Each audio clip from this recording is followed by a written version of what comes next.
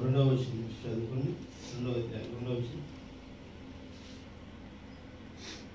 నా తండ్రి ఇంట అనేక నివాసములు కలవు, లేని ఎడల మీతో చెప్పుదును, మీకు స్థలము సిద్ధపరచ వెళ్ళుచున్నాను.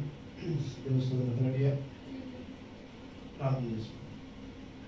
పరలోకమైన తండ్రి, పరిశుద్ధమైన తండ్రి, ప్రభా మీకు వందనాలు స్తుతులు చెల్లించుకుంటున్నాం. మా తండ్రి ప్రభా, ఇదిగో ఈ భూమి మీద ప్రభా మేము ఏర్పరచుకున్నటువంటి నివాసాలు కాదు కానీ ప్రభా, ఇదివరైనా ఆ తండ్రి యొద్ద ఉన్న నివాసం ప్రభా, ఆ పరలోక రాజ్యంలోని నివాసము ప్రభా, ఆ యొక్క ఇళ్లలో ప్రభా మేము నివాస యోగ్యంకి సరిపడే విధముగా మేము రూపుదిద్దుకోవటానికి ప్రభా మీరు ఇచ్చిన కృపను బట్టి మీకు వందనాలు తండ్రి.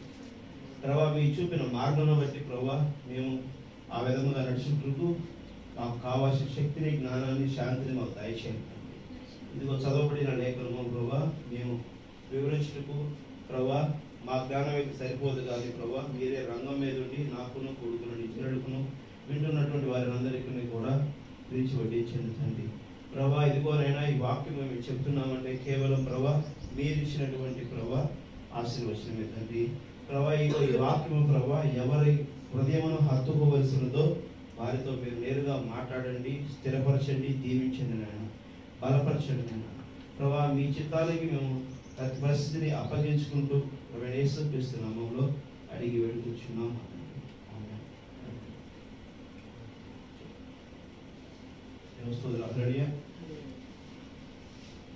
మరి మనము 2025 సంవత్సరంలోనికి ప్రవేశించి మరో ఆదివారం ఆరాధన జరుపుకోవడానికి ప్రభు మమ్మల్ని ప్రేమించి ఆశీర్వదించారు. మీరు జరుగుతున్నటువంటి పరిస్థితులన్నింటినీ గమనిస్తున్నారా? గమనించాలి. ఎందుకంటే నిద్రావస్థలో సంఘం ఉంది. ఆ సంఘం ప్రపంచంలో ఉన్న సంఘాలు, నిద్రావస్థ సంఘాల్లో మనం కూడా ఉంటే ఎంత బోధించుకున్నా, ఎన్ని ఆదివారాలు వచ్చినా, ఎంత క్రమం కలిగి ఉన్నా వ్యర్థమే. దేవుని మహిమ కలుగుగాక. హల్లెలూయా. నిన్ను నన్ను కాపాడగలిగేది ఆ నిజమైనటువంటి దేవుడేగా ప్రభువైన యేసుక్రీస్తు మాత్రమే. ఆయన రక్షణ మాత్రమే. ఆయనని మనం ఒప్పుకున్నప్పుడు, ఆయన నామాన్ని మనం కనపరచడానికి అంగీకరించినప్పుడు, ఆయన రక్తములో మనము అభిషిక్తులు అవ్వాల్సి అర్థమవుతుందా? ఇది పదే పదే మనకి ఈ విషయాన్ని మనం ముందు తీసుకొచ్చి మాట్లాడుతుంది. అంటే పరిశుద్ధాత్మ మనం చక్కబెట్టుకోవాల్సిన వారిగా ఉన్నాం.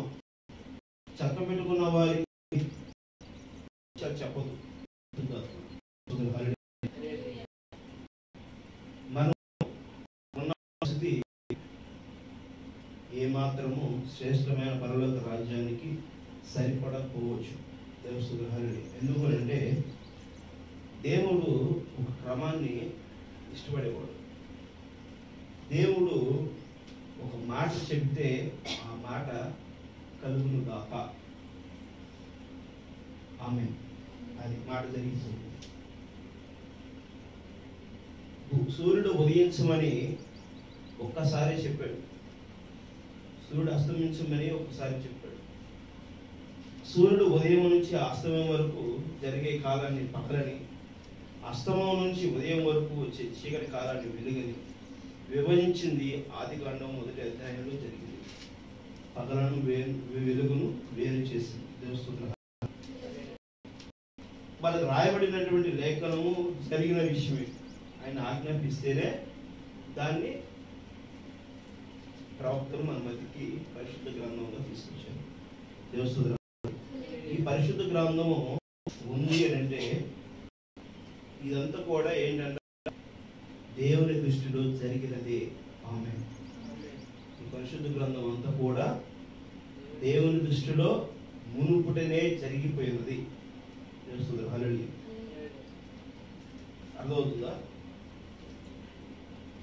మొదటిగా ఆయన ఆలోచనలో జరిగిన మీదటనే నిర్మాణంలోనికి వచ్చినవి, ఆ నిర్మాణంలో జరుగుతున్నవి అన్నిటిని కూడా ఆయన గ్రహించినవే, ఆయన తెలిసినవే.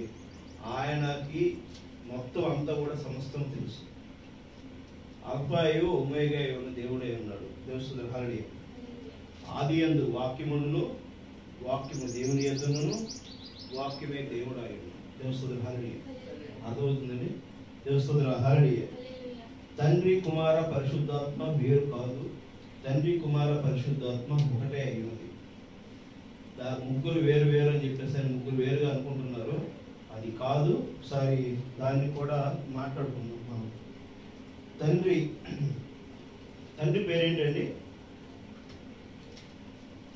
తండ్రి పేరేంటి? యెహోవా నా తండ్రి అని చెప్తున్నాడు కదా ప్రభువైన యేసుక్రీస్తు. దేవుని స్తోత్రం. హల్లెలూయా. తండ్రి యోహాను సువార్త 5వ అధ్యాయం 43వ వచనం చూడండి. యోహాను సువార్త టకటక తీయాలి తొందరగా, ఇప్పటికి చాలా ఆలస్యమైన మనం. యోహాను సువార్త 5వ అధ్యాయం 43వ వచనం. నేను నా తండ్రి నామమున వచ్చి ఉన్నాను. ఆమేన్.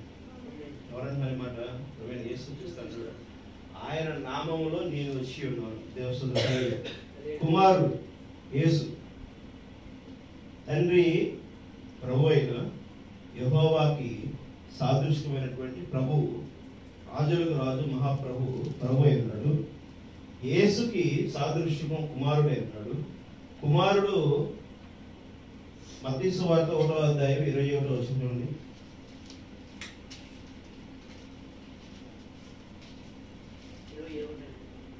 మత్తయి సువార్త 1వ అధ్యాయం 21వ వచనం. ఆమె యొక్క కుమారుని కనను తన ప్రజలను వారి పాపము నుండి ఆయనే రక్షించు గనుక ఆయనకు యేసు అని పేరు పెట్టెదను. కనుక ఆయనకు యేసు అని పేరు పెట్టెను. యేసు అను శబ్దమునకు రక్షకుడు అని అర్థం. అది యేసు అనే పేరు పైన ఒకటే నేసి ఉంటుంది. అది కింద రెఫరెన్స్ ఉంటుంది, పేజీ కిందలో ఉంటుంది చూడండి. యేసు అనే శబ్దమునకు రక్షకుడు అని అర్థం ఉందా?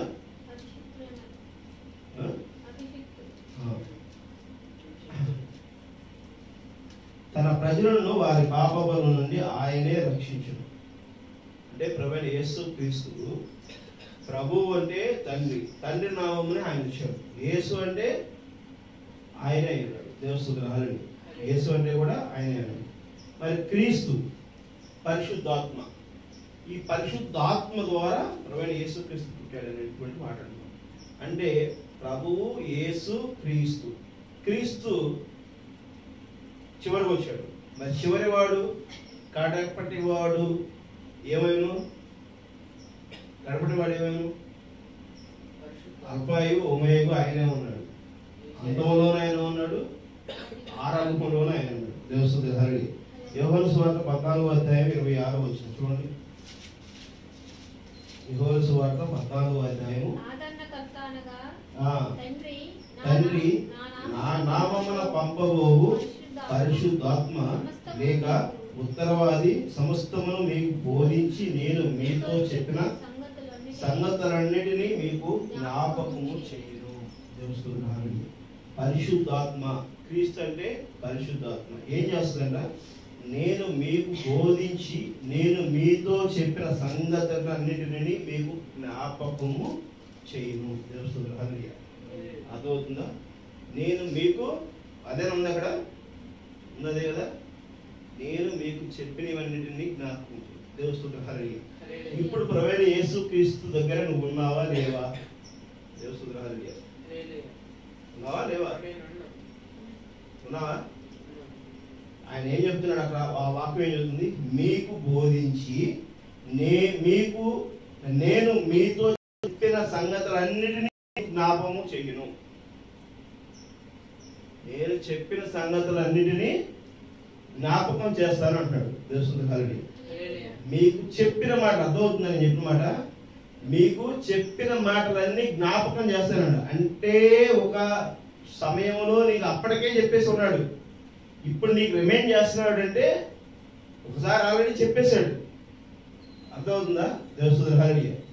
అంటే ఎప్పుడు మీకు నేను చెప్పిన మాట్లాడుతున్నాడు అంటే యేసుక్రీస్తు ఉన్నప్పుడు నువ్వు నేను కూడా ఉన్నావు. ఆమేన్. దేవస్తుతుల హల్లెలూయా. అర్థమవుతుందా? ప్రభువైన యేసుక్రీస్తు కాలంలో నువ్వు నేను ఉన్నావు. ఉన్నవారికే ఆ బోధ అందుతుంది. దేవస్తుతుల హల్లెలూయా. ఆ రోజు శరీరం వేరు, ఈ రోజు నీ ఆత్మకి మరి ధరించబడినటువంటి శరీరం వేరే ఉన్నది. అర్థమవుతుందా? దేవస్తుతుల హల్లెలూయా. ఇప్పుడు నువ్వు ధరించిన శరీరము, అప్పుడు ధరించిన శరీరము, ఈ ఉతక స్నానం చేసిన దుస్తులను మాత్రమే నువ్వు ఏం చేస్తున్నావు? మార్చుకుంటున్నావు. దేవస్తుతుల హల్లెలూయా. అంటే ఆల్రెడీ నీవు మునుపుటినే ఉన్నటువంటి వాడివి. దేవస్తుతుల హల్లెలూయా. ఈ ఆత్మ, నీలో ఉన్న ఆత్మ, నాలో ఉన్న ఆత్మ పరిశుద్ధాత్మ ఉన్నప్పుడే. దేవస్తుతుల హల్లెలూయా. ఆ పరిశుద్ధాత్మ ఎవరిని మరి జన్మించేలా చేసింది? ప్రవీణ యేసుక్రీస్తునే కదా. పరిశుద్ధాత్మ వలనే కదా ప్రవీణ యేసుక్రీస్తు జన్మించింది. అంటే పరిశుద్ధాత్మ ప్రవీణ యేసుక్రీస్తుని జన్మించేలా చేసేటప్పుడు అప్పటికే మనం ఉన్నాం. యేసుక్రీస్తు మరి ఒక శరీరధారుడిగా పుట్టుక మునుకునే నువ్వు ఎక్కడున్నావు? పరిశుద్ధాత్మతో ఉన్నావు. దేవస్తుతుల హల్లెలూయా. అర్థమవుతుందా? అందుకు మళ్ళీ ఏం చెప్తున్నాడు చూడండి, 14వ అధ్యాయం 2వ వచనం ఏం చెప్తున్నాడు? నా తండ్రి ఇంట అనేక నివాసములు కలవు, లేని ఎడల మీతో చెప్పెదను, మీకు స్థలము సిద్ధపరిచి ఎడల నేనుండు స్థలములో మీరును ఉండును లాగున లేని ఎడల మీతో చెప్పెదను, మీకు స్థలము సిద్ధపరచ వెలుచున్నాను. హల్లెలూయా. ఈయన మళ్ళీ ఎక్కడికి వెళ్తున్నాడు? యేసుక్రీస్తు ఎక్కడికి వెళ్తానంటాడు? ఆ తండ్రి స్థానానికి నేను వెళ్తున్నాను, ఆ తండ్రి నివాస స్థానానికి వెళ్తున్నాను. అక్కడ మీరు ఉండటానికి స్థలము కనుక లేకుంటే ఆ స్థలాన్ని నేను సిద్ధపాటు చేస్తానంటాడు. కానీ మళ్ళీ ఇక్కడ ఏం చెప్తుంది? మీకు చెప్పిన విషయాలను మరలా నేను గుర్తు చేయడానికే వస్తానంటాడు. దేవస్తుతుల హల్లెలూయా. అర్థమవుతుందా? అర్థమవుతుందా? అంటే ఇక్కడ నీకు ఆల్రెడీ స్థలం ఉంది. ఎక్కడుంది? పరలోక రాజ్యం స్థలంలో నీకు అక్కడ ఉంది. ఒకవేళ లేకపోతే అది కల్పించే విధముగా నేను సిద్ధపాటు చేస్తాను. అయితే ఏం చేయాలంట?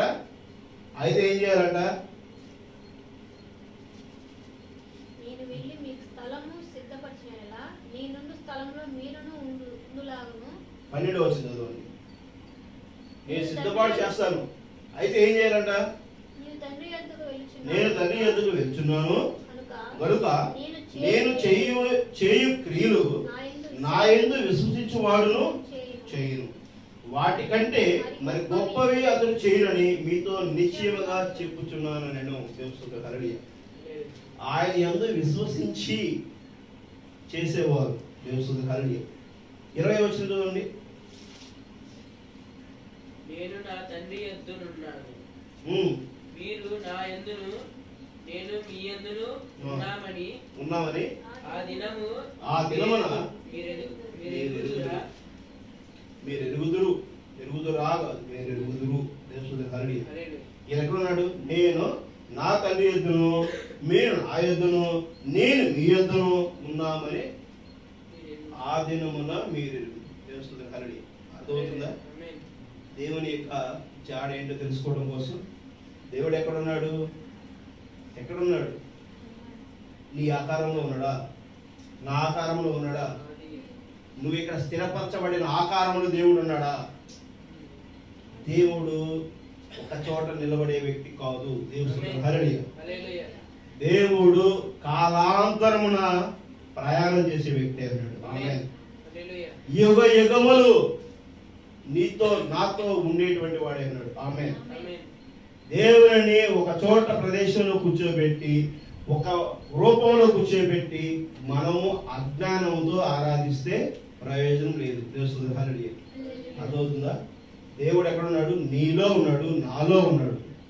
దేవుడు నిన్ను తన స్వరూపం చొప్పున చేశాడు, దేవుడు నన్ను ఆయన స్వరూపం చొప్పున చేశాడు.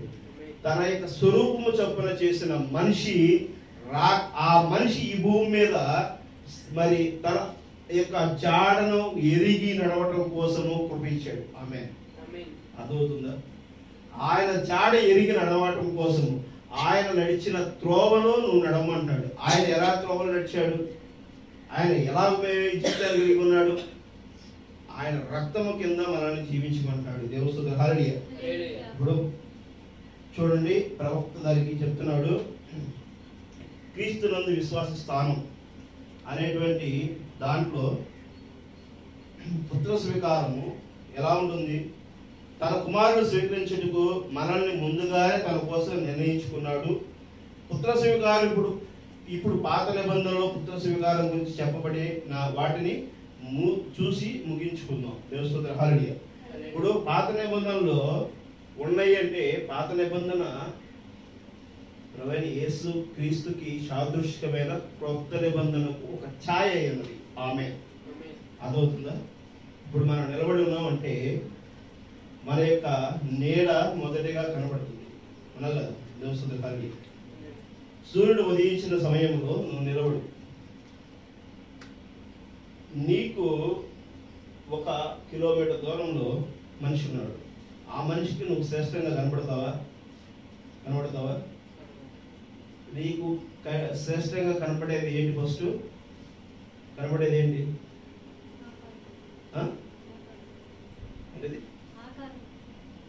ఆకారం. దేవుని హల్లెలూయా. సూర్యుడు ఉదయిస్తున్నాడు, ఇక్కడ మనిషి ఉన్నాడు. మనిషికి ఒకటి ఏదో నీడ పడుతుంది. ఆ నీడ ఎక్కడ పడుతుంది?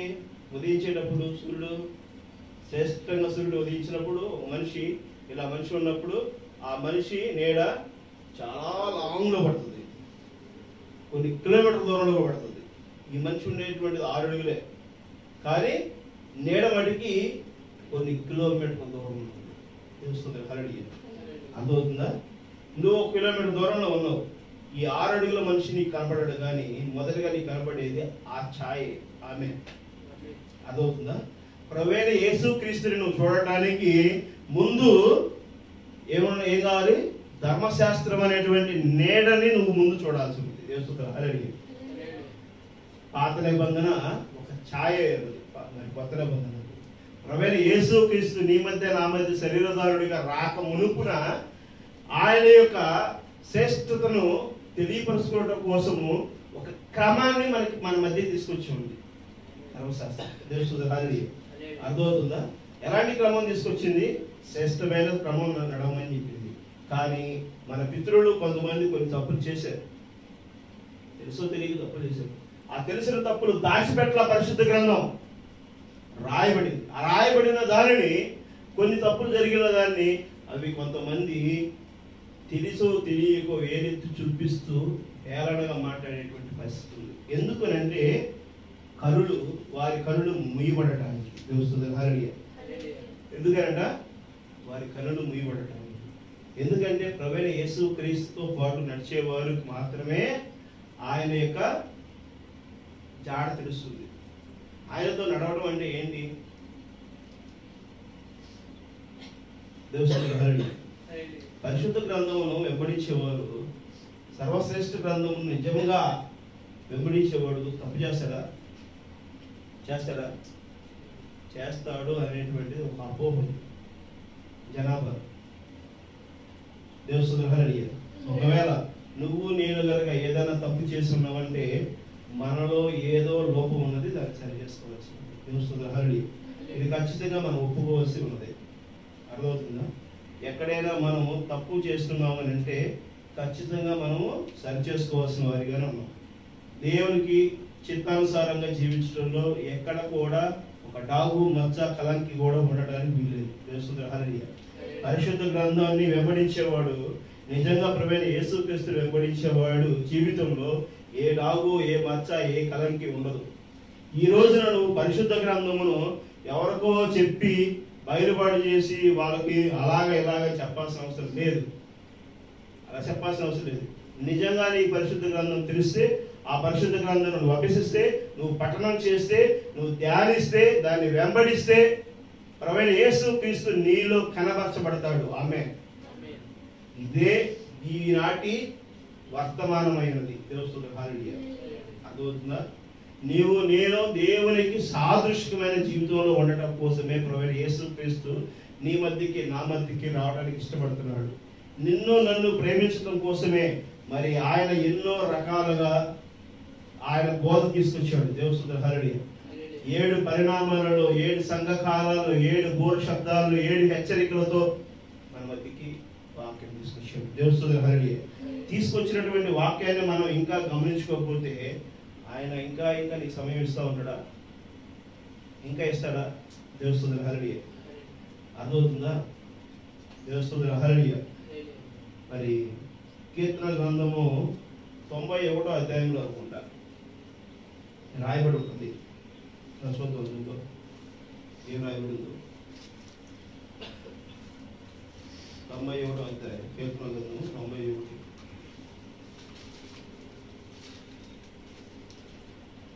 ఇటు వెళ్తుంది వాక్యం. నేను మీతో మాట్లాడదాం అనుకున్నటువంటి వాక్యము, అనుకున్నటువంటి మెసేజ్ వేరు. మరి ఈ మెసేజ్ ఏంటంటే తిరుగుతుంది.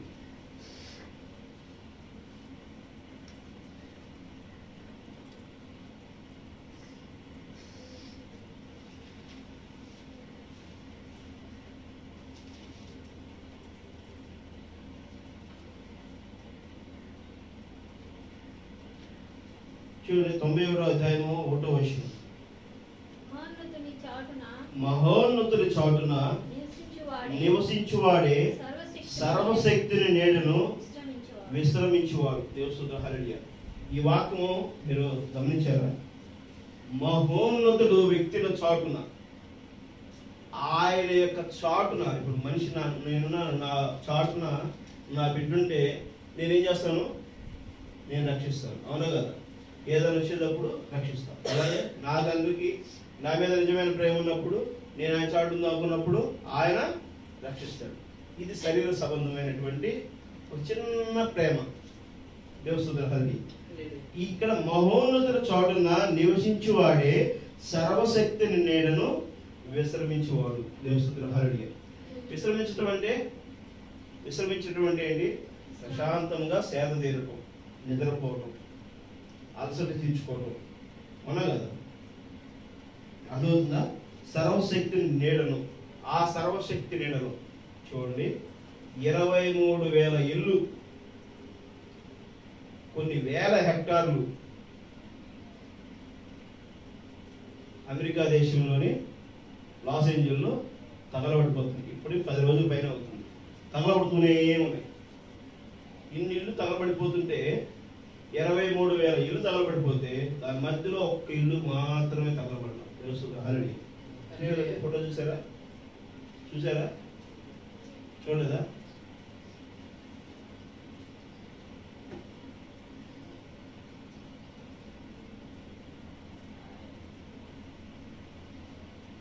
చూడలేదు.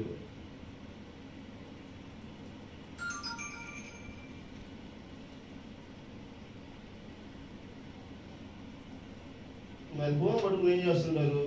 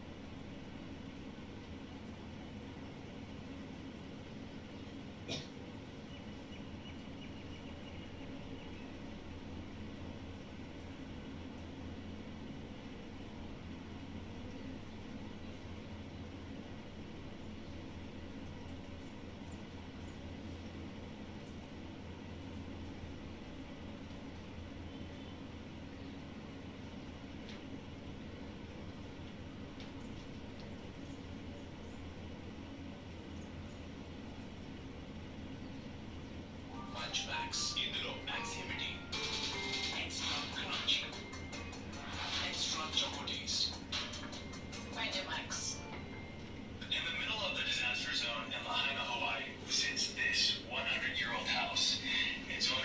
It's a miracle. When the wildfire swept through on Los August 6th, Angeles it destroyed every single one of the మొత్తం neighborhoods. కలిపేసి But this ఆ house, ఇల్లు on ఇల్లు Front Street, మొత్తం remains కలిపేయా seemingly unharmed by the ఆ flames ఇల్లు that ఒకటి at one తగలబడాలి point surrounded it. How? A little luck. ఆ ఇల్లు చూడండి ఏ రంగు కలిపేది Trip Milliken told the local outlet that when he and his wife bought the house in ఆ ఇల్లు 2021, చూసారా ఆ ఇంటి ముందు పచ్చ గడ్డి కూడా తాకేనే ఉంది his words, not ours. So they revamped the property, installing a commercial grade steel roof and replacing old landscaping with గమనించారా river stones Devasthanam directly hi around the house. The house is also made of California redwood, a tree known for its fire-resistant qualities. But it's those ఇప్పుడు ఈ వాక్యము ఏమై ఉన్నది మహోన్నతుడు చాటున నివసించేవాడే సర్వశక్తిని నేడును విశ్రమించేవాడు. ఇప్పుడు దేవుడు చాటున ఆయన నివసించి ఉన్నాడు కాబట్టి అక్కడ ఉన్న వాళ్ళందరూ ఎవరు? అందరూ కూడా సినిమా యాక్టర్స్, లగ్జరీ లైఫ్ పొందిన వారు, ఎన్నో విలాసవంతమైన జీవితాలను అనుభవించేటువంటి వారు. అలాంటి వ్యక్తులు ఉన్నటువంటి ప్రదేశంలో దేవుణ్ణి స్తుతించి ఆరాధించేవాడిని ఏం చేశాడు? దేవుడు నిలబెట్టుకున్నాడు. దేవుని స్తుతి హల్లెలూయా ఆమేన్. ఆయన ఏం చేశాడు? సర్వశక్తి చాటున ఆయన భద్రపరిచాడు. దేవుని స్తుతి హల్లెలూయా.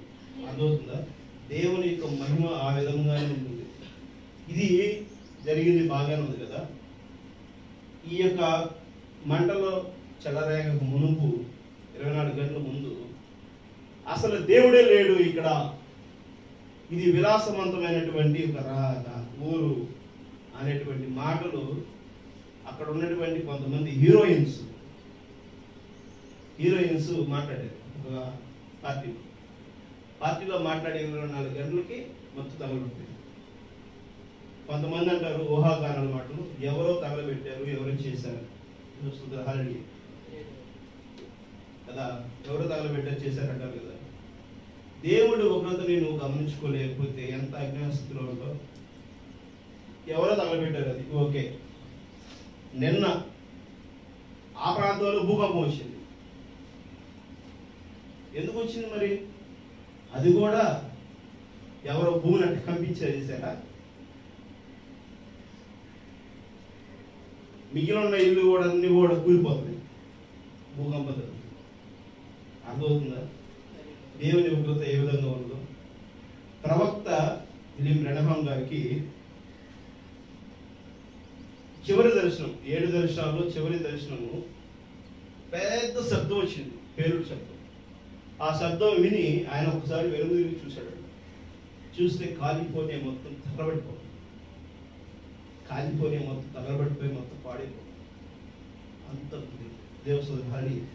ఇప్పుడు లాస్ ఏంజెల్స్ ఎక్కడ ఉంది? కాలిఫోర్నియా రాష్ట్రంలోనే ఉంది దేవస్థానం హల్లెలూయా. ఇప్పుడు ఆ ప్రాంతం అంతా తగలబడిపోతుంది. మరి ఇప్పుడు ఏమవ్వాలి? చివరి దర్శనము నెరవేర్పులో ఉన్నదంటారా? దేవస్థానం హల్లెలూయా. కానీ ఆ శబ్దం అయితే అనుభవం శబ్దం అని చూసింది. ఆ శబ్దము ఆ అనుభవం పడిన తరువాత ఇక లేదు. ఎందుకంటే ఆ శబ్దం చూసిన తర్వాత ఎత్తుబాటు అప్పటికే అయిపోయి ఉంటుంది. ఇప్పుడు మనం లాస్ ఏంజెల్స్ తగలబడిపోవటాన్ని చూసాం. లాస్ ఏంజెల్స్ మునిగిపోవటాన్ని కూడా దేవుడు దర్శనం చూశాడు. అది కూడా లాస్ ఏంజెల్స్ కూడా నీటి మీదే పడవలు, నీటి మీద ఇల్లు కట్టుంటాయి. సముద్ర ఒడ్డునే లాస్ ఏంజెల్స్ ఉంటుంది దేవస్థానం హల్లెలూయా.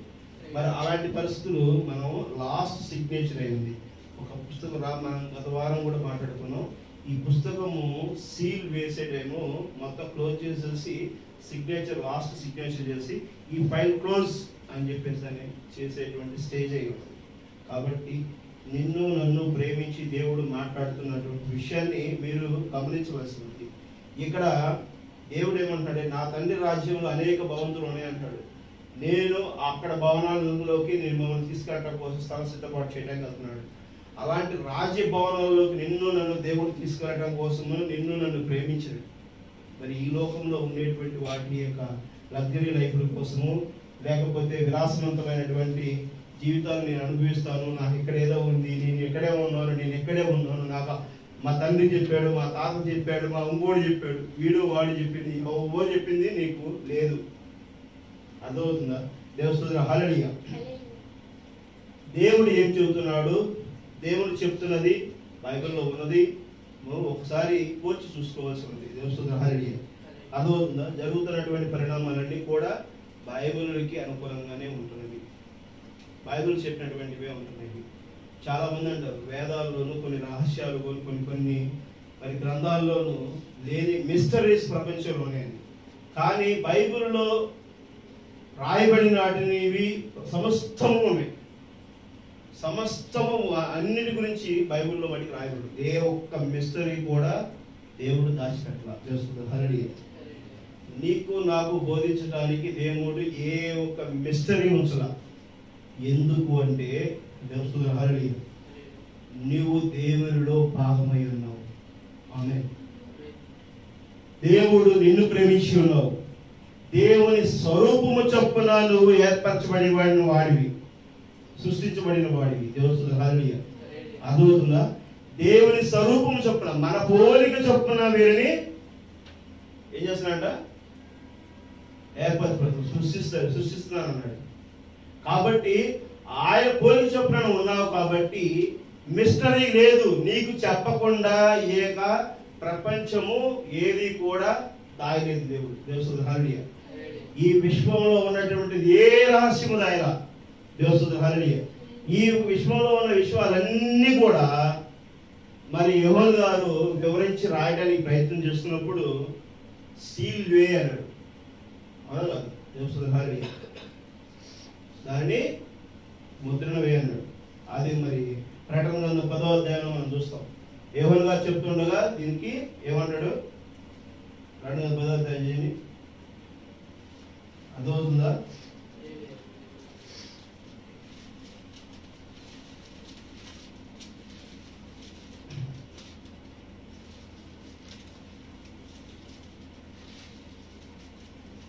తీసారా?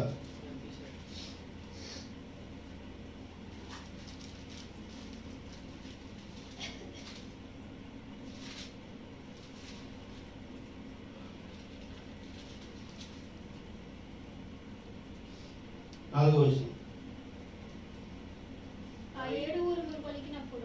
ఆ 7 ఉరుములు పలికినప్పుడు నేను వ్రాయవచ్చుండగా 7 ఉరుములు పలికిన సంగతులు ముద్ర వేయము. Seal it. వాటిని సీల్ చేసి నువ్వు చెప్పకు. వాటిని వ్రాయవద్దని పరలోకం నుండి ఒక స్వరము పలుకుట వింటిని. దేవుడు హల్లెలూయా. ఆ రోజు యోహాను గారు పరిశుద్ధ గ్రంథంలో రాస్తున్నప్పుడు దాన్ని సీల్ ఏమన్నాడు. దేవుడు హల్లెలూయా. అర్థమవుతుందా? ఇప్పుడు వీటినన్నింటిలో పరిశుద్ధ గ్రంథంలో రాసినవే. దేవుడు హల్లెలూయా. దేవుడు ఏమంటాడు? ఇవన్నీ కూడా పరిశుద్ధ గ్రంథంలో రాసినవే, వాటిని గురించి వివరించి రాసేటప్పుడు సీలే అంటున్నాడు. దేవుడు హల్లెలూయా. ఆయన మరి ఏం చెప్తున్నాడు మరి ఇక్కడ? దేవుడు హల్లెలూయా. చూడండి యోహాను సువార్త 8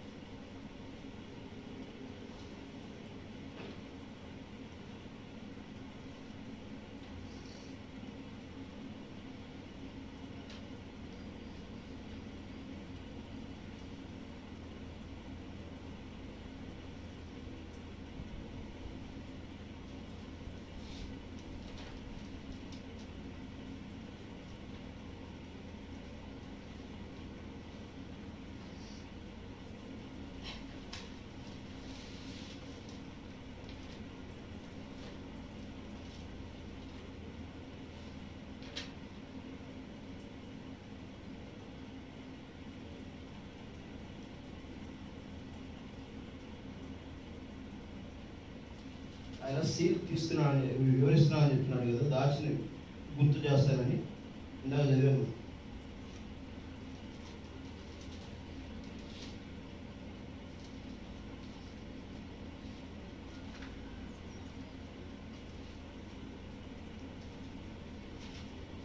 ఇందాక చదివాను కదా అది.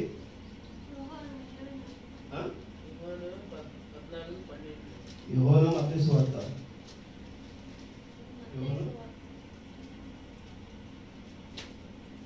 మత్తయి సువార్త 1వ అధ్యాయము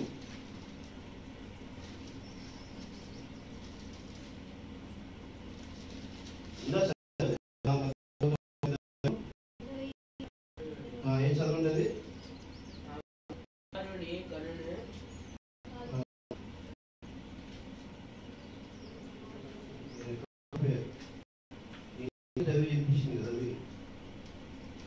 యోహాను సువార్త 14వ అధ్యాయం 26వ వచనం. 26వ వచనం చదవండి. యోహాను సువార్త 14వ అధ్యాయం 26వ వచనం. ఆదరణకర్త అనగా తండ్రి నా నామమున పంపు పరిశుద్ధాత్మ సమస్తమును మీకు బోధించి నేను మీతో చెప్పిన సంగతులన్నింటినీ మీకు జ్ఞాపకము చేయను. దేవసోదరుడు హల్లెలూయా. మీతో చెప్పిన సంగతులన్నింటినీ జ్ఞాపకం చేస్తానంటాడు దేవసోదరుడు హల్లెలూయా. కానీ ప్రకటన గ్రంథంలో ఏమంటాడు? ప్రకటన గ్రంథంలో ఏ వాక్యం ఉంది? సీల్ వేశానంటాడు. సీల్ వే అంటాడు. సీల్ వేస్తే మనకు తెలియదు కదా, మరి రాయబడలేదనే అర్థం. అప్పుడు రాయబడకుండా ఆపించాడా? దేవసోదరుడు హల్లెలూయా. రాయబడకుండా ఆపించాడా? పరిశుద్ధ గ్రంథము, ఈ గ్రంథము తప్ప నుంచి ఇంకో పేజీ కలపడానికి లేదు, ఒక పేజీ తీసివేయడానికి లేదు. దేవసోదరుడు హల్లెలూయా. ఈ గ్రంథంలోవి ఒక అక్షరము కలిపిన, ఒక అక్షరము తొలగించిన, ఇందులో ఉన్నటువంటివన్నీ శాపాలు మీకు వస్తాయని చెప్తున్నాడు దేవసోదరుడు హల్లెలూయా. ఇది ప్రకటన గ్రంథంలో రాయబడినటువంటి లేఖనమే. అర్థమవుతుందా? సీల్ వేసినవి మరి ఎట్లాగా, మరి ఎలా వివరిస్తాడు? ఆల్రెడీ ఆయన ఏమంటాడు? నేను మీకు చెప్పిన విషయాలను జ్ఞాపకం చేస్తానంటాడు దేవసోదరుడు హల్లెలూయా. అంటే ఆల్రెడీ చెప్పాడు, మనకు తెలియట్లా. ఆ చెప్పిన దాన్ని రాస్తున్నాడు. రాస్తున్న దాన్ని ఇది సీలే అంటున్నాడు. ఇది నువ్వు చెబితే అర్థం కాదు యోహాను, నువ్వు రాయొద్దు, ఇది సీలయ్యి, ఇది నేను 7వ దూత చేత పలికిస్తానన్నాడు. ప్రకటన గ్రంథంలో 7వ దూత పలుకు వేయాలని. దేవసోదరుడు హల్లెలూయా. అర్థమవుతుందా? 7వ దూత పలుకు దినములో అతడు బోర బోధబోచుండగా దేవుడు తన దాసులకు ప్రవక్తలకు తెలిపిన సువార్త ప్రకారము దేవుని సమాప్తమని చెప్పాను. అవునా? ఉందా? ప్రకటన 10వ అధ్యాయంలో ఉంది. బైబిల్ చదవండి. ఇలా చూస్తా కూర్చుంటే ప్రయోజనం లేదు. చాలా పరిస్థితి దారుణంగా ఉంటుంది. నీకోసమే ఇదంతా కూడా నీకోసమే చెబుతుంది. ఎవరైతే దేవుడిని గుర్తిరగలేదో వాళ్ళ కోసమే చెబుతుంది. పరిశుద్ధ గ్రంథం అని పుట్టిపడేసుకుంటే ఏ ఆకారాలు కాపాడం. రాబోతున్న ఉగ్రత ఆల్రెడీ సిగ్నేచర్ అయిపోయింది. చెక్ మీద సైన్ చేసేసాడు ఆయన. తగిన మూల్యం తీసుకోవడానికే కొంతకాలం అయిపోయింది. కోతకి బజానా ఇచ్చేసాడు. ఆ బజానా కూడా చెల్లించేటువంటి సమయం అయిపోయింది. ప్రకటన 10వ అధ్యాయం. దీన్ని ఆయన రక్తము కింద మనం జీవించవలసిన వారుగా ఉన్నాం. ఆయన రక్తం వలన, ఆయన రక్తంతోనే మనకి శ్రేష్టమైనటువంటి ఆశీర్వచనం ఉంది, కానీ మరొక దరి లేదు. దేవసోదరుడు హల్లెలూయా. అంతట పరలోకము నుండి 8వ వచనం చూడండి. ఆ ప్రకటన గ్రంథం 10వ అధ్యాయం 8వ వచనం. అంతట పరలోకమునందు నుండి నేను విని నా స్వరము మరలా నాతో మాట్లాడుచు, నీవు వెళ్ళి సముద్రం మీదను భూమి మీద నిలిచున్న ఆ దూత చేతిలో విప్పబడి ఉన్న చిన్న పుస్తకం తీసుకొని అని చెప్పుట నేను ఆ దూత యొద్దకు వెళ్ళి ఈ చిన్న పుస్తకం నాకు ఇమ్మని అడగగా ఆయన దాన్ని తీసుకుని తినివేయము. ఇది నీ కడుపుకు చేదవును గాని నీ నోటికి తేనె వలె మధురముగా ఉండి నాతో చెప్పిను ఉండునని నాతో చెప్పిన. అంతటా నేను ఆ చిన్న పుస్తకంలో దూత చేతిలో నుండి తీసుకుని దాన్ని తినివేస్తుంది. ఆ నోటికి తేనె వలె మధురముగా ఉండును గాని నేను దానిని తిని వేసిన తరువాత నా కడుపు చేదాయను. అప్పుడు వారు నీవు ఈ ప్రజల జనములను గూర్చి ఈ భాషలు మాట్లాడుతున్న వారిని గూర్చి అనేక మందిలో రాజుల గూర్చి మరలా ప్రవచించి నగత్యమని నాతో చెప్పిరి. దేవసోదరుడు మరలా రాజులు గూర్చి మరలా ప్రవచింప నగత్యమని. ఆల్రెడీ ప్రభువైన యేసుక్రీస్తు గురించి ప్రకటించిన వారు, ఆ తండ్రి గురించి ప్రకటించిన వారు, ఆ యొక్క రాజ్యం గురించి ప్రకటించిన వారు, ఆ యొక్క రాజ్యాన్ని వెంబడించిన వారు, ప్రభువైన యేసుక్రీస్తు వెంబడించిన వారు ఏమయ్యారంట? అందరూ కృషించిపోయారు. అందరూ ఏమయ్యారు? సతికిల పడిపోయారు. మళ్ళా దాని గురించి చెప్పేటువంటి రోజు వస్తుంది, గుర్తు చేసే రోజు వస్తుంది. దేవుని హల్లెలూయా. ఆయన ఏమన్నాడు? నేను మరలా మీకు ఆ విషయాన్ని గుర్తు చేస్తానంటున్నాడు. దేవుని హల్లెలూయా. ఎప్పుడు? ఆ దినమునకు మునుపు, రాబో ఉగ్రత దినమునకు మునుపు అవన్నీ గుర్తు చేస్తాను. అవన్నీ గుర్తు చేయడం కోసమే మన మధ్యకి ఈ 7 ముద్రల యొక్క ప్రత్యక్షత, ఆ యొక్క ముద్రల గురించి చెప్పాయి. ఇది ఈ పుస్తకం పలుసార్లు మీకు చూపించి చెప్తాను ఉంటా. ప్రభువైన యేసు క్రీస్తు చెప్పినటువంటి విషయాలు మనకి క్షుణ్ణంగా మనకు అర్థమయ్యే రీతిలో చెప్పడం కోసము ఒకసారి గుర్తు చేయడానికి ఈ యొక్క కాలం యొక్క ప్రవక్త అయిన బ్రహ్మం గారు మన మధ్యకి వచ్చి ఉన్నాడు. దేవుని హల్లెలూయా. ఆయన వచ్చి ఆయనన్ని ఒకసారి రివిజన్ చేసి వెళ్ళాడు. దేవుని హల్లెలూయా. రివిజన్ చేసి వెళ్ళిన విషయాలను మరలా ఏం చేయాలంట? పట్టుకుని తీసుకెళ్ళాలి. ఇప్పుడు ఏం చేశాడు ఆయన? పేతురు, యాకోబు, యోహానులతో కలిసి రూపాంతర కొండ మీదకి వెళ్ళి ఆయన ఏం చేశాడు? ప్రార్థన చేశాడు. దేవుని హల్లెలూయా. ప్రభువైన యేసుక్రీస్తు ఆ యొక్క రూపాంతరం కొండ మీదకి వెళ్ళి ప్రార్థన చేసినప్పుడే యేసుగా ఉన్నటువంటి దేవుడు ఏమయ్యాడు? రూపాంతరం చెంది యేసు క్రీస్తుగా మారాడు. దేవుని హల్లెలూయా. అప్పటి వరకు యేసుగానే ఉన్నాడు, నీ మాదిరి నా మాదిరిగానే ఉన్నాడు. శరీరధారుడిగా నీ మాదిరి నా మాదిరిగా ఉన్నాడు. ఆ సాక్షులను తీసుకుని ఆయన రూపాంతర కొండ మీదకి వెళ్ళినప్పుడు ఆయన ఏమయ్యాడు? యేసు క్రీస్తుగా పునరుత్థానము రూపాంతరం చెందాడు. అప్పుడు పరిశుద్ధాత్మ ఆయన మీదకి దిగి వచ్చి, ఈయన యందు నేను సంతోషిస్తున్నాను, ఈయన మాటలను వెంబడించండి అని. దేవుని హల్లెలూయా. ఆ విధముగా ఆ మాదిరిగానే ప్రభువైన యేసు క్రీస్తు యొక్క పరిశుద్ధాత్మ ఈ కాలం యొక్క ప్రవక్త మీదకి వచ్చి, ఈయన మాటలు యందు సంతోషిస్తున్నాను, ఈయన వెంబడించండి అని చెప్తుంది. దేవుని హల్లెలూయా. ప్రవక్తలని వెంబడించమని వాక్యం చెప్తుంది. దేవుని హల్లెలూయా. ప్రవక్తలని వెంబడించవలసిన సమయం ఉంది.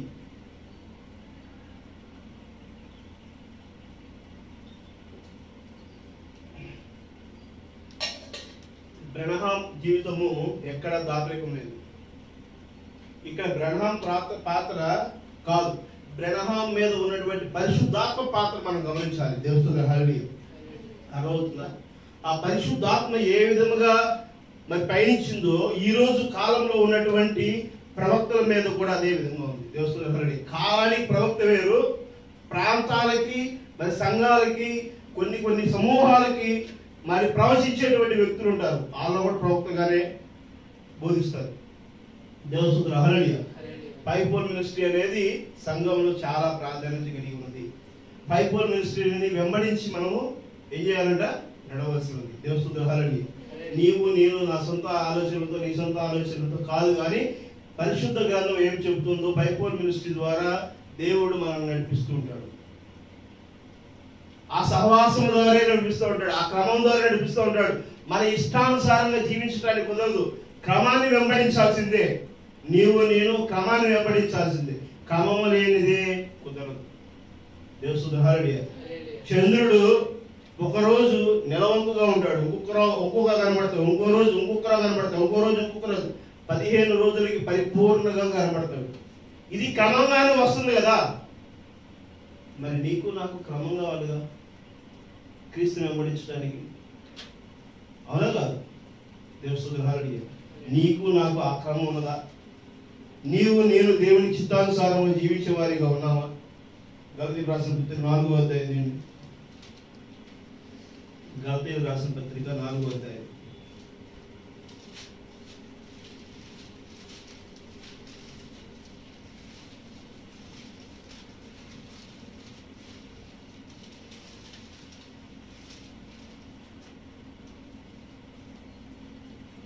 ఒకటో వచనం నుంచి 5వ వచనం చదువు.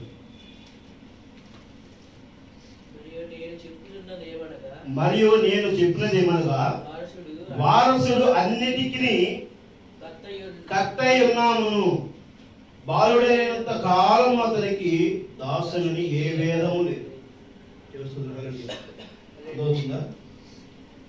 మరియు నేను చెప్పినది ఏమనగా, వారసుడు అన్నిటికీ కర్త ఉన్నాను, బాలుడైనంత కాలం అతనికి దాసునికి ఏ భేదము లేదు, బాలుడికి దాసుడికి ఏ భేదము లేదు, వాళ్ళు ఈక్వలే. కానీ వారసుడైతే ఏమవ్వాలి? వారసుడైతే ఏమవ్వాలి? ఏమవ్వాలి? కర్త అయి ఉన్నాను. కర్త అంటే ఏంటి? నేనే చెయ్యాలి, నేనే జరిపించాలి, నేనే ప్రకటించాలి, నేనే క్రమం చేయించాలి, నేనే చేయించాలి కదా. అదే వారసత్వంలోకి రావాల్సి ఉన్నది. దేవుని స్తుతి, హల్లెలూయా. అర్థమవుతుందా? నీ మీద నా మీద దేవుడు ఇచ్చినటువంటి బాధ్యత ఎలాంటిది? నీకు నాకు దేవుడు ఏమిస్తున్నాడు?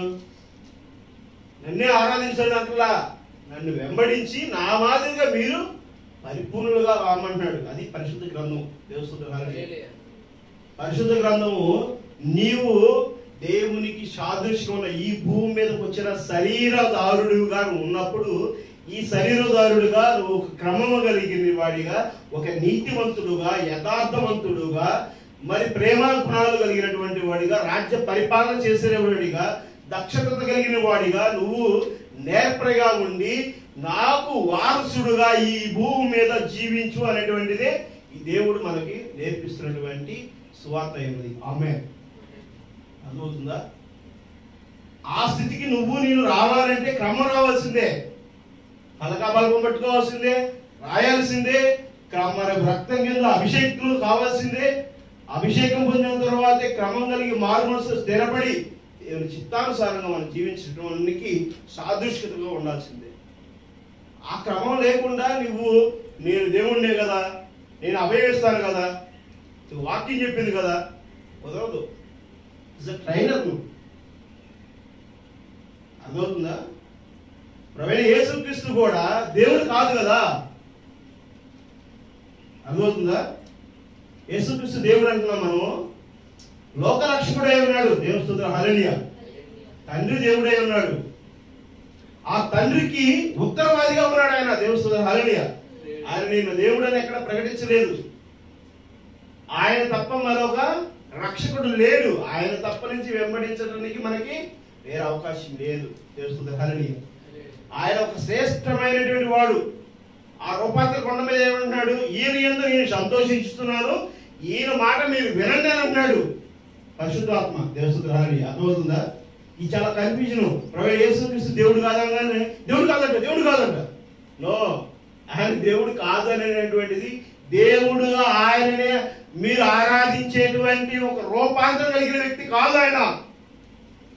అర్థమవుతుందా? ప్రవీణ యేసుక్రీస్తు ఒక మార్గమై ఉన్నాడు. ఆయన నిన్న నేడు నిరంతరం ఏకరీతిలో ఉన్న దేవుడే ఉన్నాడు. ఇప్పటికీ నీ మధ్య నా మధ్య నివసించిన దేవుడే ఉన్నాడు. ఆమేన్. ఆయన చనిపోలేదు, ఆయనకు ఆకారం లేదు. ఆయన ఆకారాన్ని నువ్వు నేను ఎరిగిన వారిగా కాదు. మరి నువ్వు ఎలాగా ఒక రూపానికి నువ్వు ఆ ఒక రూపంలో ఆయన స్థిరపరుస్తావు? అర్థమవుతుందా? దేవుని స్తుతి, హల్లెలూయా. యేసు క్రీస్తు అనేది ఒక రక్షకుడుగా నీకు నాకు కూడా ఆయన ఒక అభిషిక్తుడై ఉన్నాడు. దేవుని స్తుతి, హల్లెలూయా. బైబిల్ చాలా కన్ఫ్యూజన్ ఉంటుంది, అర్థమైతే చాలా సింపుల్ గా ఉంటుంది. దేవుడు సామాన్యుతులను ఉన్నాడు, నీ మధ్య నా మధ్య ఉన్నాడు దేవుడు. దాన్ని మనం అర్థం చేసుకోలేకే మనం ఏం చేస్తామంటే కిందకి పైకి గలిబిడైపోయి ఏదేదో ఊహించేసుకుంటాం. అర్థం చేసుకోవడం నీ జీవితం సరిపోదు దేవుడిని మనం అర్థం చేసుకోవడానికి. నిజమో అది. దేవుడు ప్రేమించి నీతో మాట్లాడితే తప్పనిచ్చి నేను నీకు ఎంతో చెప్పినా కూడా ప్రయోజనం లేదు. దేవుని స్తుతి, హల్లెలూయా. ఆయన అందుకనే ప్రవీణ యేసుక్రీస్తు అంటాడు, నా తండ్రి ఆకర్షిస్తే గానీ నా దగ్గరికి ఎవరు రారంటాడు. దేవుని స్తుతి, హల్లెలూయా. మరి నేనే మాత్రపోండి. అపోస్తలుడు పౌలే అంటున్నాడు, నేనే మాత్రపోండి అంటున్నాడు. ఆయన చెంగులు తగిలితే, ఆయన చెంగు గుడ్డ తగిలితే స్వస్థతను పొందుకున్నారు అపోస్తలుడు పౌలు యొక్క చెంగు గుడ్డ తగిలితే. తన శిష్యులు అంత అభిషేక్తులు అయినారు. అర్థమవుతుందా? దేవుని స్తుతి, హల్లెలూయా. ఎవరు మేము ఎవరు అభిషేక్తులుగా సంఘ కాపురులుగా ఉన్నవారు లేకపోతే దేవసేవ సేవకులు ఉన్నవారు ఎవరు కూడా చెప్పినా కూడా అది అర్థం కాదు. అది ఎవరు ఉండాలంట? నువ్వు ఆల్రెడీ ప్రవీణ యేసుక్రీస్తు యొక్క చెప్పిన మాటలు విని ఉంటే నువ్వు జ్ఞాపకం చేసుకోగలుగుతావు. దేవుడు ఆల్రెడీ నీకు గుర్తు చేస్తున్నాడు ఆయన. పరిశుద్ధాత్మని ఈ మధ్య నా మధ్య గుర్తు చేస్తుంది. సంఘంలో మాట్లాడటం కోసం ఆయన దేవుడు నన్ను ఏర్పరచుకుని చెప్తున్నాడు. ఎవరి చెవి వినగలుగుతుందో వారికే చెప్తున్నాడు అన్నాడు. చెవి కలిగిన వాడు వినడు గాక అంటున్నాడు. ఆమె చెవి లేని వాడికి చెప్పిన ప్రయోజనం లేదు. అప్పుడు లేదు, రేపొద్దున ఉగ్రత వచ్చిన రోజున ఈ చెవి లేని వారు ఏం చేస్తారు? ప్రభువా ప్రభువా ప్రభువా మమ్మల్ని ఎందుకు వదిలేసావు, మమ్మల్ని ఎందుకు? నేను నీ చర్చిలో కూర్చున్నానే, నీ దశమ భాగాలు ఇచ్చానే, నీ గుళ్ళు కట్టించానే, నేను పెద్ద పెద్ద మీటింగ్లు పెట్టించానే. ఓ సున్నపోట్లు వారా మీరెవరో నాకు తెలియదు. ఎందుకంటే ఆయన మాటలను వెంబడించలా, ఆయన మార్గాలను వెంబడించలా, ఆయన చెప్తున్న వాటిని నువ్వు గ్రహించట్లేదు. దురద చెవులు కలిగి ఉన్నావు నువ్వు. అర్థమవుతుందా? 23,000 ఇల్లు తగలబడిపోతే ఒక ఇల్లు మాత్రమే కాపాడబడింది అక్కడ. మిగిలిన ఇల్లు అన్నీ ఏమైనాయి? ఇప్పుడు అడుగుతారా? దేవుడు అడుగుతారు ఇప్పుడు వాళ్ళు? దేవుడే లేడన్నటువంటి ఆ యొక్క ఊరు మొత్తం, లాస్ ఏంజల్స్ మొత్తం కూడా ఇప్పుడు దేవుడిని అడుగుతారా? ఇన్సూరెన్స్ క్లెయిమ్ కూడా ఇవ్వలేమంటారు. అమెరికా మొత్తం ఈరోజు ఏమైపోయింది? ఆర్థికంగా నలిగిపోయింది.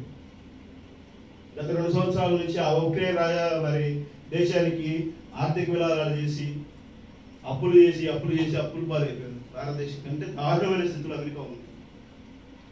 కానీ పైకే హుందాతనంగా ఉండేది. అదే ఇప్పుడు ఉన్నటువంటి పరిస్థితి నువ్వు నేను గమనించుకుని దేవుని చిత్తానుసారంగా మనము ఉండాలి.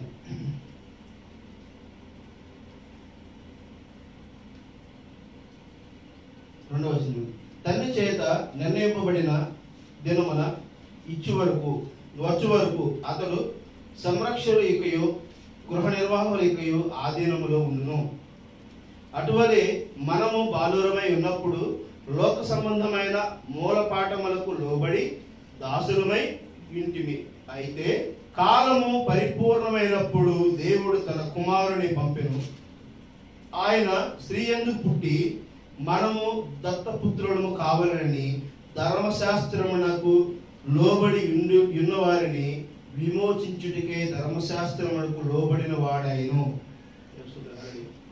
ధర్మశాస్త్రమునకు లోబడి ఉండుటకు మనము, ఆయన కూడా ధర్మశాస్త్రానికి లోబడి స్త్రీ గర్భమును ధరించి ఆయన మనల్ని విమోచించి ఆయన ఏం చేస్తాడంట? దత్తపుత్రుడు కావాలని, నువ్వు నేను ఆయనకి ఎడాప్టర్ సన్ కావాలని, దత్తపుత్రుడు కావాలని చెప్పేసానని ఆయన వీరందరూ కూడా నా సహోదరుడే నాయనా, వీరందరినీ కూడా నీవు కరుణించిన ఆయన అని చెప్పి ఆ తండ్రి దగ్గరికి తీసుకెళ్తానికి ఆయన కలిగి ఉన్నాడు. ఆ తండ్రి ఎవరు? యేసుహరుని పరిశుద్ధాత్మే. ఆ పరిశుద్ధాత్మ ఎవరు? ఆ క్రీస్తే. ఆ క్రీస్తు ఎవరు? ఆ యేసే. ఆ యేసు ఎవరు? నీవే నేనే.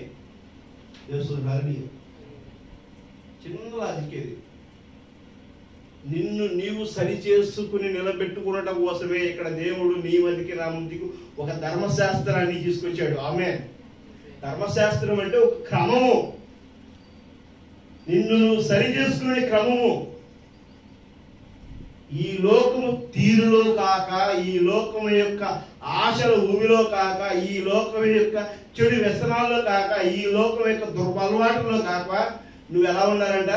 దేవుని చిత్తానుసారముగా, దేవుని క్రమము ఏ విధముగా ఈ భూమి మీద నెరవేర్చబడుతుందో ఆ విధంగా నువ్వు నేను ఉండటం కోసమే ధర్మశాస్త్రం ఉంది. ఆ ధర్మశాస్త్రానికి ఆయన లోబడిన రీతిగానే నువ్వు నేను లోబడి ఆ దత్తపుత్రుడుగా మనం ఉండటం కోసమే ఈ క్రమం కలిగి ఉన్నది. దేవుస్తుంది హల్లి. అర్థమవుతుందా? అర్థమైతే ఉత్తమమే, అర్థం కాకపోతే వ్యర్థమే. దేవుస్తుంది హల్లి. అర్థం చేసుకుని మనం ఈ రోజున మనం దేవునికి పాత్రులుగా ఉండటం కోసము మనం ఒక తీర్మానం కలిగి ఉండాలి. దేవస్తుతుల హల్లెలూయా.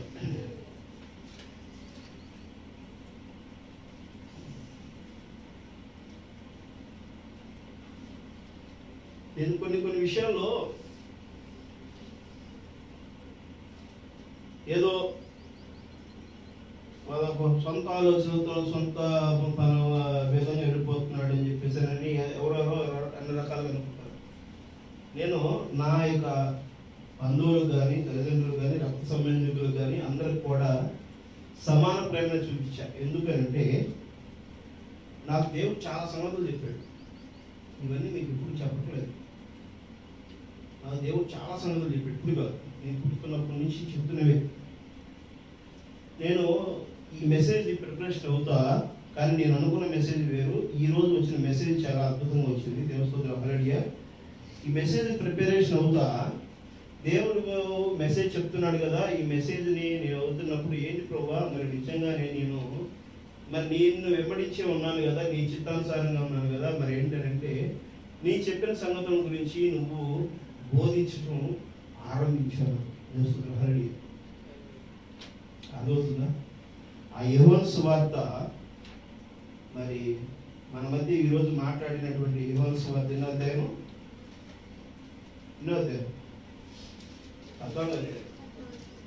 14వ అధ్యాయమును మనం నిజంగా వెంబడిస్తే ఈరోజు దేవుడు నీతో నాతో నేరుగా మాట్లాడాడు.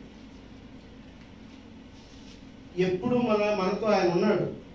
ఆయనతో మనం ఉండాలి, జీవించాల్సిన అవసరం ఉంది. రూపాంతర కొండ మీద మనం వచ్చి ఏ విధంగా దేవుడు సరి చేసుకున్నాడో నువ్వు నేను ఆ విధంగానే సరి చేసుకోవాల్సి ఉంది. ఒంటరిగా ఉన్నప్పుడు అంట ప్రవక్త ఏమంటాడంటే, ఒంటరిగా ఉన్నప్పుడు చెప్తారు,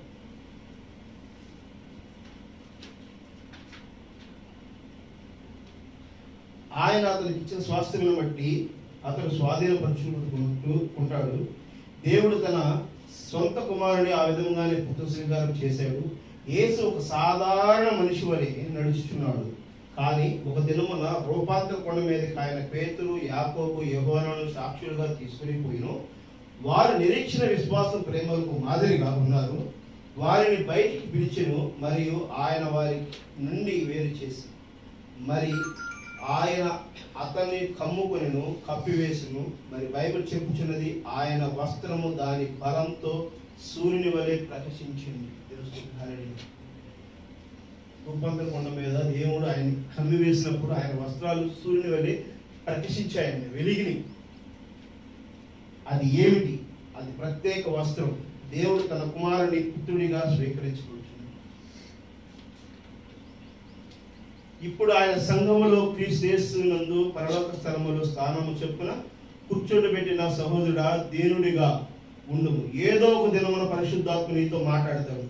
ఎక్కడో ఒక కొండ పక్కకో, లేక ఒక మూత్రశాల గదిలోనో, లేక ఎక్కడో ఒక చోట నిన్ను పిలిచును. మరి అక్కడ నిన్ను ఒక ప్రత్యేకమైన పరిచర్య కోసం, లేక కొన్ని ప్రత్యేకమైన చేయట కోసం నిన్ను అభిషేకించును. దేవుడు మూత్రశాలలో కూడా మాట్లాడతాడంట, బాత్రూంలో కూడా మాట్లాడతాడంట. అర్థమవుతుందా?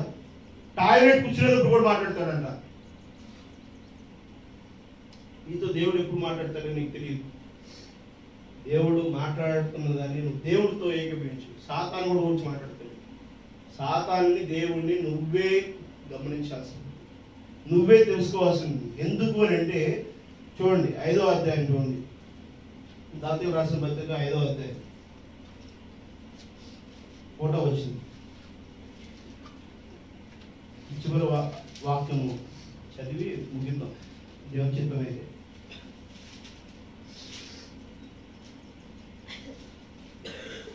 దాతీయులు రాసిన పత్రిక 5వ అధ్యాయము 1వ వచనం. ఈ స్వాతంత్రం అనుగ్రహించి క్రీస్తు మనను స్వతంత్రులుగా చేసి ఉన్నాడు. కాబట్టి మీరు స్థిరముగా నిలిచి మరలా దాస్యమునకు, కాడి క్రిందకు చిక్కుకొనబడి. అర్థమవుతుందా? దాస్యానికి, కాడి క్రిందకు చిక్కుకోబాకండి. మిమ్మల్ని స్వతంత్రులుగా చేసి దేవుడు మిమ్మల్ని వెలకట్టి, దేవుడు తన యొక్క రక్తముతో వెలకట్టి, అమూల్యమైన రక్తం ఇచ్చి వెలకట్టి మిమ్మల్ని కొనిన దేవుడు మిమ్మల్ని స్వతంత్రంగా చేయడానికి మీకు స్వతంత్రం తీసుకొచ్చాడు. ఎక్కడి నుంచి తీసుకొచ్చాడు? ఎక్కడి నుంచి? ఈ లోక అధికారి నుంచి తీసుకొచ్చాడు. దేవస్తుతుడు హల్లెలూయా. అర్థమవుతుందా? ఈ లోక అధికారి నుంచి మిమ్మల్ని విడిపించాడు. తన రాజ్యంలో తీసుకెళ్ళడం కోసము మిమ్మల్ని ప్రత్యేకపరచాడు. ఇప్పుడు మీరు దేవుణ్ణి వెంబడించడం కోసము స్వతంత్రులుగా ఉండండి. మరలా ఆయన కాడి కిందకి వెళ్ళబాకండి, ఆ లోక అధికారి కిందకి వెళ్ళబాకండి. చేస్తుంది హల్లెలూయా. అర్థమవుతుందా?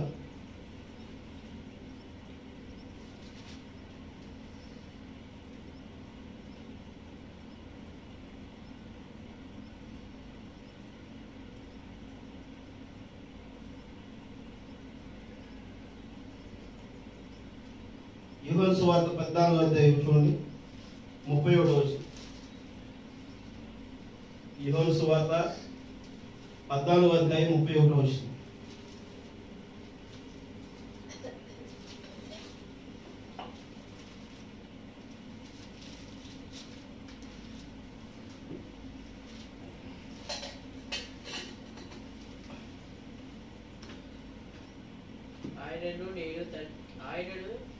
ఆయనను నేను తండ్రిని ప్రేమించుచున్నానని లోకము తెలుసుకున్నట్లు తండ్రి నాకు ఆజ్ఞాపించినది నెరవేర్చుటకు నేను ఇలాగూ చేయుచున్నాను. లేండి, ఇక్కడ నుండి వెళుదు. రూపాంతర కొండ మీద వారితో మాట్లాడుతూ వచ్చి కూర్చుని మాట్లాడుతున్నప్పుడు ఆయన ఏమన్నాడు? లేండి, ఇక్కడి నుంచి వెళ్ళు. ఆయనను ఏంటంట?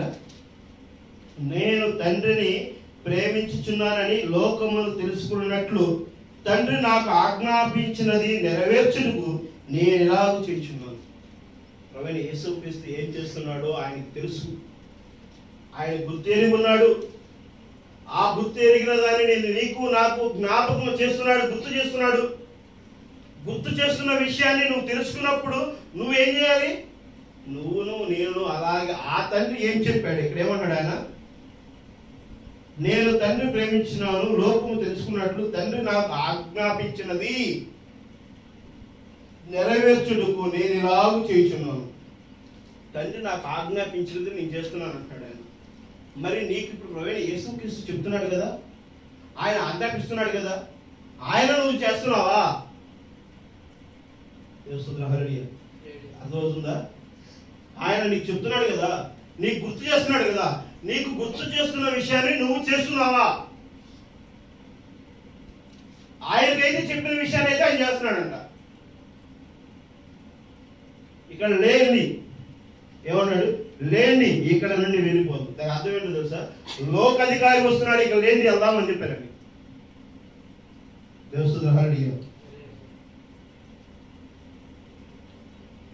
లోకాధికారికి నాకు ఎటువంటి భేదమైతే లేదు, కానీ నేను వాడికి ఈయనకి ఏమి ద్వేషం అయితే ఏమి లేదు. లోకాధికారికి అసలు వాటితో సంబంధం లేదండి. ఎందుకంటే తన లోకం వేరు, దేవుని యొక్క లోకం వేరు. దేవుని లోకము సర్వశక్తి లోకమై ఉంది, పరలోక రాజ్యమైంది. దేవుడు ఆ యొక్క సర్వశక్తి లోకము ముందు ఆయన ఎంత తోడు, ఆ లోకాధికారి ఎంత తోడు. ఆయన కన్యల చేస్తే చాలు, ఆయన ఏది చేయాల్సిన అవసరంలా ఆయన వెంబడించిన వారు ఆ తండ్రి ఆజ్ఞను గైకులు నడిచినటువంటి ప్రభువైన యేసుక్రీస్తు ఒకసారి ఆల్రెడీ కావాల్సిన ఆయన తల చితకబాదాడు. నువ్వు నేను ఏం చేయాలంట? నా జాడ కనుక్కున్న వారు నన్ను చంపుదురు అని అంటున్నాడు ఆది కాండంలో. అర్థమవుతుందా? సర్ప సంతానము చాడ కనుగొన్నవాడు ఆ యొక్క ఎవరంట? కయ్యను అంటున్నాడు. ఆ మాట డైరెక్ట్ దేవుడు అన్నాడు కదా, దేవస్తులు. మరి ఆ మాట ఆయన అంటున్నాడంటే ఏంటి? ఆయన చాడ కనుక్కున్నప్పుడు నువ్వేం చేస్తావు? ఆయన చెప్తున్నటువంటి మాటలన్నిటినీ నువ్వు చంపేయడమే. వెళ్ళి కర్ర తీసుకుని కత్తి తీసుకుని నరకాల్సిన అవసరంలా. ఇదిగో నీకు డబ్బులు ఇస్తారా, ఇదిగో నీకు మందు తాగుతుందిరా, ఇదిగో నువ్వు నన్ను ఇక్కడ ఆరాధించు, ఇక్కడ ఇక్కడ ఇక్కడ చెయ్యి, అక్కడ చెయ్యి అని చెప్పి చూస్తున్నాడు అనుకో, నువ్వు ఎప్పుడైతే తిరస్కరిస్తావో అప్పుడు వాడు చంపుతున్నట్టు లెక్క. దేవస్తుని హల్లెలూయా. అది నువ్వు గమనించుకో. దేవస్తుని హల్లెలూయా. దేవుని రక్తం కింద నువ్వు అభిషిక్తుడు కావాల్సినది. వాక్యం ఏం చెబుతుందో దాన్ని నువ్వు వెంబడించినప్పుడు, వాక్యం నువ్వు కాకుండా నువ్వు వేరే దాన్ని ఎప్పుడైతే వెంబడిస్తావో అప్పుడు వాడు నిన్ను లోపరుచుకుంటా ఉంటాడు. వాడి చేతి కిందకి వెళ్తున్నట్టు. ఈ లోకంలో ఉన్న వాటి కోసం ప్రయాసపడక దేవుని చిత్తానుసారమైన జీవితంలో నువ్వు నేను జీవించడం కోసం ప్రయాసపడే విధంగా ఉండాలి. దేవుని రక్తం కింద మనం జీవించవలసింది. క్రీస్తు రక్తమే చేయు, క్రీస్తు రక్తము మాత్రమే మూల్యం చెల్లించినది, ఇంక వేరే ఏ ఒక రక్తము కాదు. దేవుని ఒక కోడి పిల్లో, ఒక గొర్రె పిల్లో, ఒక పశువు, లేకపోతే ఇంకోటో పరివర్తన చేస్తే రక్షణ కాదు. దేవుని హల్లెలూయా. తానుకు తానుగా అర్పించుకున్న దేవుడే అన్నాడు. ఆమేన్. అర్థమవుతుందా? దేవుడే దిగి వచ్చి, ఆయన దేవుడు అంటాడు కదా, యేసుక్రీస్తే దేవుడు ఆయన స్వరూపం చెప్పి వచ్చాడు కదా, ఆయనే అర్పించుకున్నాడు, బలి అర్పించాడు. ఎవరి కోసము? నీ కోసం, నా కోసం బలి అర్పించాడు, వెలకట్టాడు. దేవుని హల్లెలూయా. అర్థమవుతుందా? ఆ రక్తము కిందే నువ్వు బాప్తిసం పొందవలసి ఉన్నది. దేవుని హల్లెలూయా. ఆ రక్తము కిందే అభిషేకం అవ్వాల్సింది. ఆ నామములోనే నీకు పరిశుద్ధత అయి ఉన్నది. ఆ నామములోనే నీ యొక్క రాజ్యానికి కొనిపోవలసి ఉన్నది. దేవుని హల్లెలూయా. కాబట్టి నువ్వు నేను నిజంగా దేవుణ్ణి అంగీకరిస్తే, ఈ రోజు దేవుణ్ణి అంగీకరిస్తే దేవుడితో నడవడం కోసం నువ్వు నేను సిద్ధపడి కలిగి ఉండాలి. ఇంకొక ఆలోచన చేయకూడదు, ఇంకో మాట నువ్వు ఉండకూడదు. ఉన్నావు అంటే నువ్వు దేవుణ్ణి అంగీకరించినట్లే. నువ్వు అంగీకరిస్తే నీకు ఈ ప్రపంచంలో ఏది ముఖ్యం కాదు. ఇదిగో నాకు ఆ పుస్తకం కావాలి, లేకపోతే ఇదిగో నాకు అది అక్కడికి వెళ్ళి రావాలి, ఇది కొనుక్కోవాలి, ఈ వస్తువు తినాలి, ఇది దీని తర్వాత ఈ వారం ఆగాలి, ఈ నెల ఆగాలి, ఈ సంవత్సరం ఆగాలి. నువ్వు ఎక్కడ పుడతావు? ఇంకా నువ్వు పుట్టడానికే లేదు, సావడానికే నువ్వు కోరుకుంటుంది. అర్థమవుతుందా? దేవుని హల్లెలూయా. క్రీస్తులో నువ్వు పుడితే నీ శరీరం అయితే ఒక రోజున కూలిపోతుందేమో కానీ నీ ఆత్మ అయితే రక్షించబడుతుంది. ఆమేన్. ఆత్మ రక్షించేది శరీరం ఇదేనండి. ఆల్రెడీ చెప్పాను కదా, నువ్వు గింజనే చూస్తున్నావు, గింజలో ఉన్న మొక్కను చోట్ల. నువ్వు శరీరాన్ని చూస్తున్నావు, శరీరంలో ఉన్న ఆత్మను చోట్ల. నువ్వు ఆత్మ ఎంత విలువైనదో నువ్వు గమనించట్లా. ఆ విత్తనంలో మొక్క ఎంత విలువైనదో నువ్వు చూడట్లా. దేవుని హల్లెలూయా. అర్థమవుతుందా? దేవుని హల్లెలూయా. దేవుడిని వెంబడించే వారిగా నువ్వు నేను నిలిచి ఉండటం కోసం దేవుడు ప్రేమించి నీతో నాతో మాట్లాడుతున్న ప్రతి మాట వ్యర్థము కాకుండా నీ హృదయంలో విత్తుకుని నువ్వు దేవునికి లోబడి మోకరించి ఆరాధన చేయండి. దేవుడిని మొరపెట్టండి, దేవుడిని వేడుకోండి, దేవుడితో జీవించడం కోసం ప్రయత్నం చేయండి. ఎందుకంటే రాబోతున్న ఉగ్రత అంతా ఇంత కాదు. ఎన్నో శ్రమలకు మరి కలిగేటువంటి సమయం అయినది. రకరకాల పరిస్థితులు ఉన్నాయి. ఈ భూమి మీద రకరకాల పరిస్థితులు ఉన్నవి.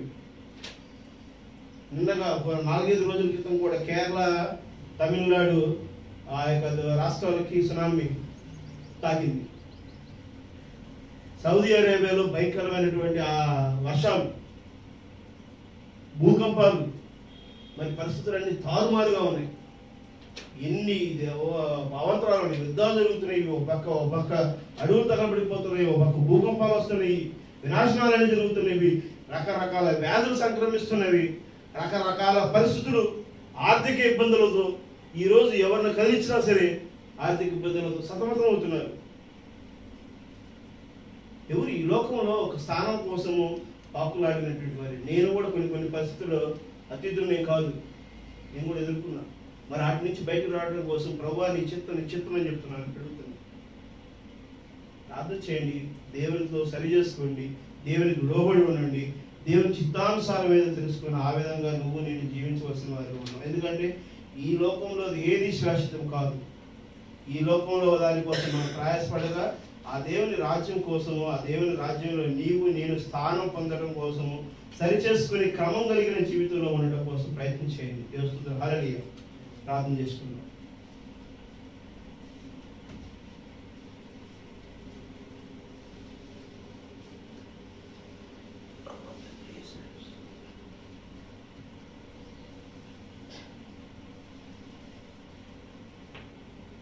రాగమైందండి, పరిశుద్ధమైందండి ప్రభువానైనా మీకు వందనాలు స్తుతులనైనా స్తోత్రం తండ్రి.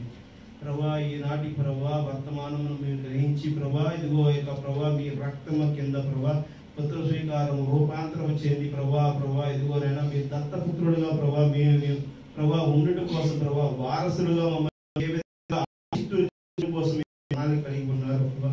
అద్భుతంగా మీరు మాతో మాట్లాడారు నాయన. ప్రభా మీకు వందనాలు తండ్రి, వందనాలైనా ప్రభా సర్వశ్రేష్టమైన స్థానములకు ప్రభా మేము ప్రభా ఎదగటానికి కావాల్సిన క్రమం దయచేయండి ప్రభా, ఆ యొక్క శాంతి దయచేయండి, జ్ఞానాన్ని దయచేయండి, ఓర్పు దయచేయండి తండ్రి.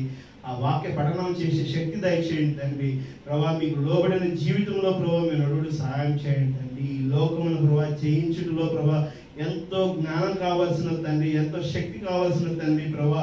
ఈ లోక సంబంధమైనటువంటి ఆలోచనలు, మాటలు ప్రభా పరిస్థితులను బట్టి ప్రభా మేము ప్రభా ఎక్కడ పడిపోకుండా ప్రభా మీ కాపుదల భద్రపరిచి దీవించండి నాయనా. ఇదిగో నాయన ఈ లోకంతో ప్రభా మేము సహవాసం చేస్తున్నాము ప్రభా తాత్కాలికమైనది నాయన. శాశ్వతమైన మీ రాజ్యములో రావడానికి ప్రభా మీ విమోచనను ప్రభా మరి ప్రభా మేము గుర్తెరిగి ప్రభా నడువుటకు సహాయం చేసి దీవించండి నాయన ప్రభా.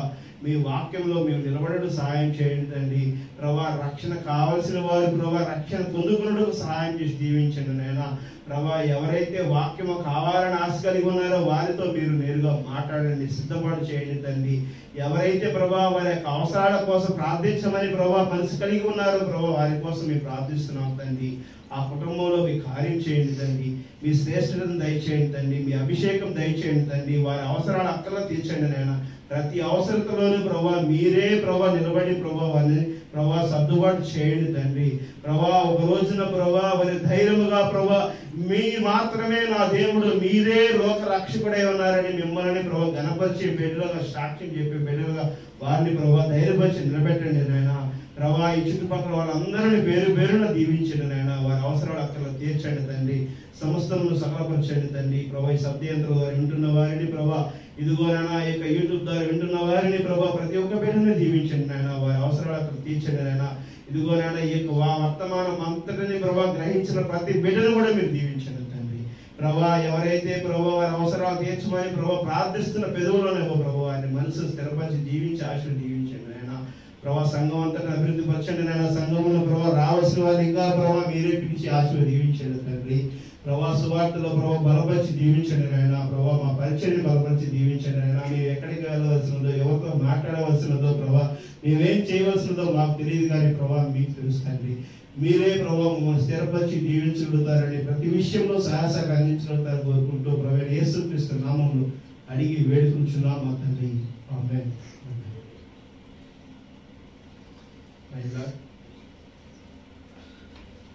కూడుకున్న మీకును కూడి వచ్చిన నాకును నా తండ్రి యందు యేసుక్రీస్తు కృప యందు కృపా సమాధానం కలుగును గాక. ఆమేన్.